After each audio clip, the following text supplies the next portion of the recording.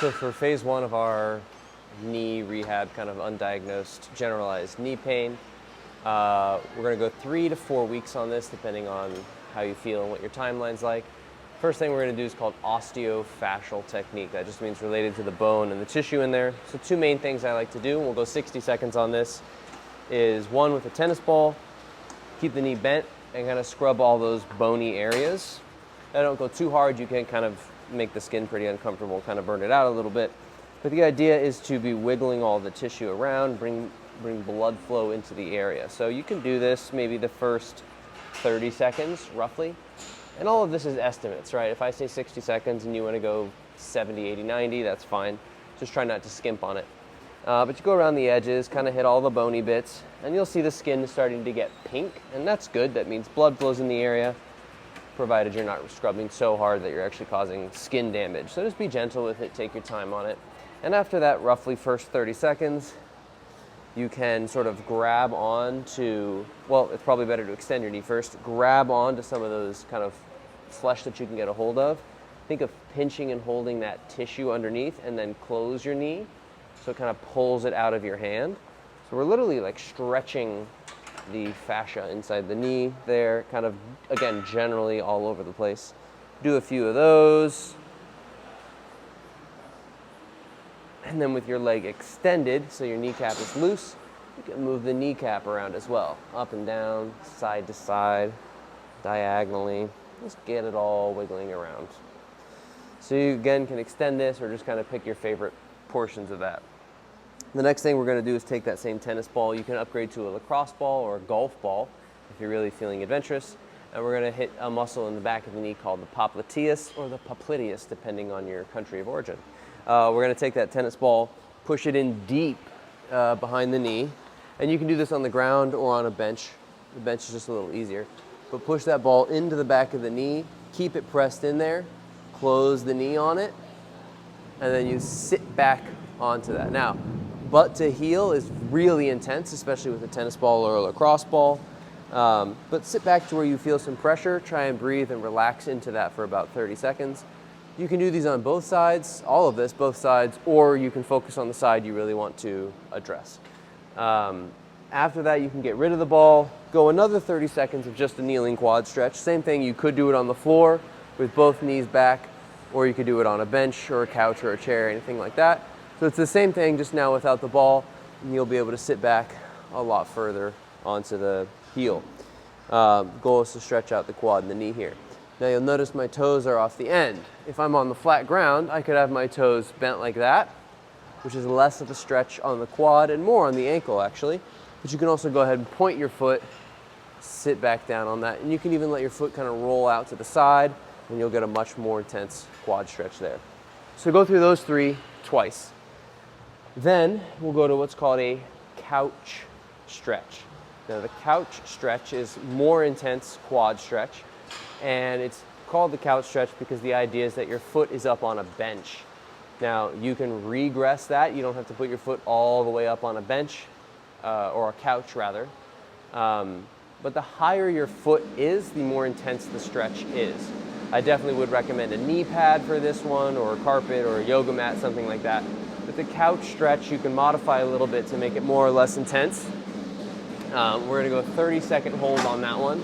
So I'm just gonna adjust my couch here. So for the couch stretch, my foot's up on the bench, my knee's on the ground.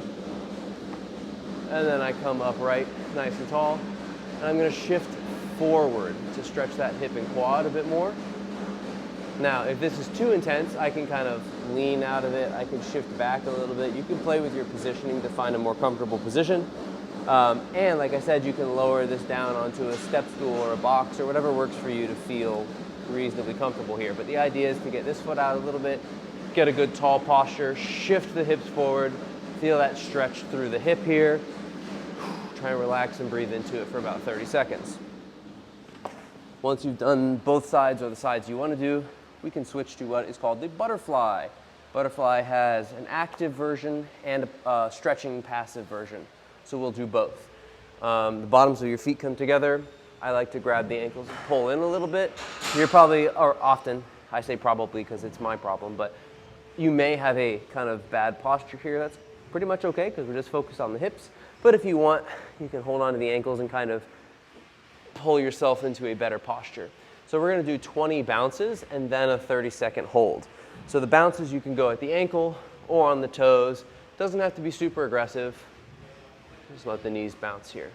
Once you've gotten through 20, the way I like to do the stretch is to grab specifically onto the ankles, put my elbows onto my knees, lean forward a little bit, and kind of press my elbows down so I can get that stretch, kind of the inner thigh, groin area. Nice breathing, hold that for 30 seconds, and then we're going to go directly from that into a cobbler stretch. The cobbler stretch, same position on the low body, but now we're just going to lay down without smacking our head and just relax here. So a lot of times what's going to happen is your feet are going to want to kind of slide forward.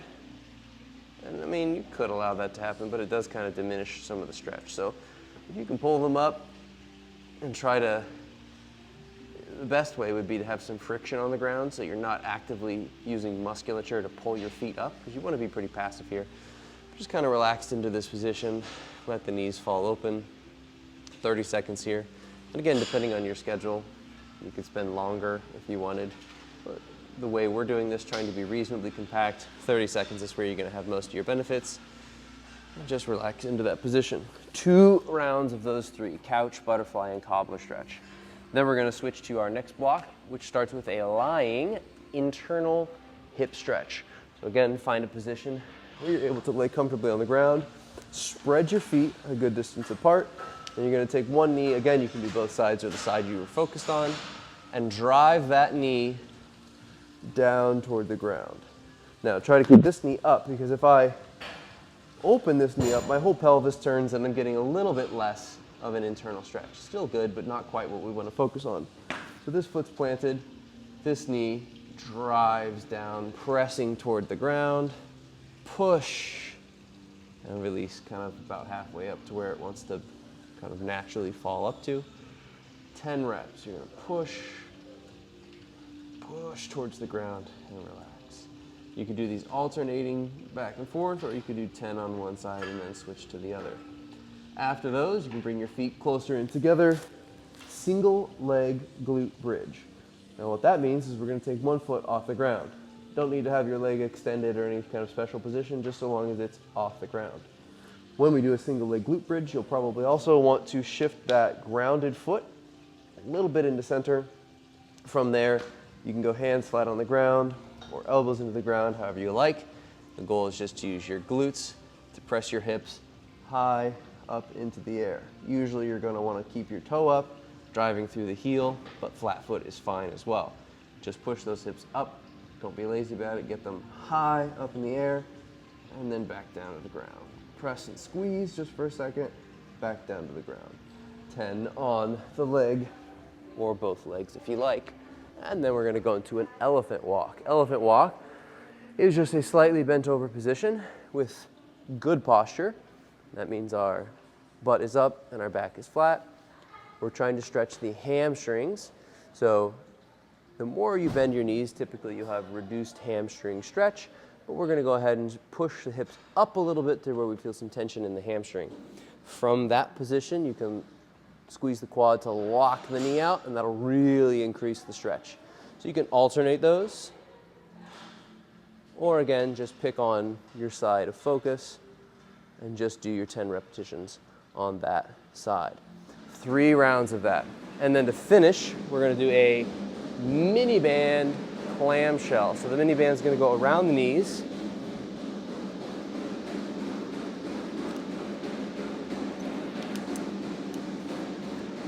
I like to go just above the knees. You can go just below if you want, that's fine.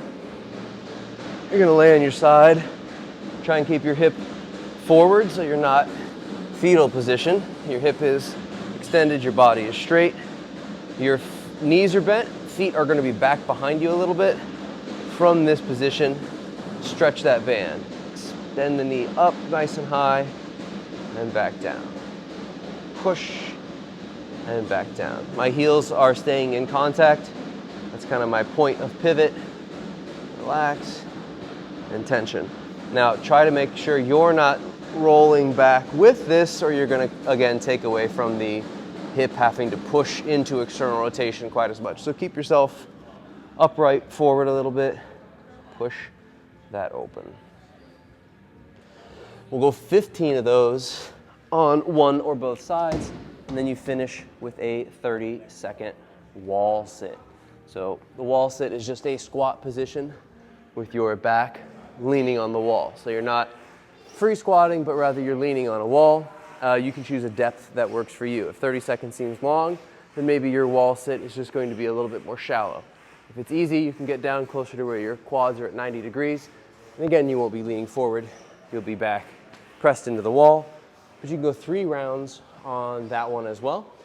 And again, all of these you could do longer or do extended rounds depending on your time.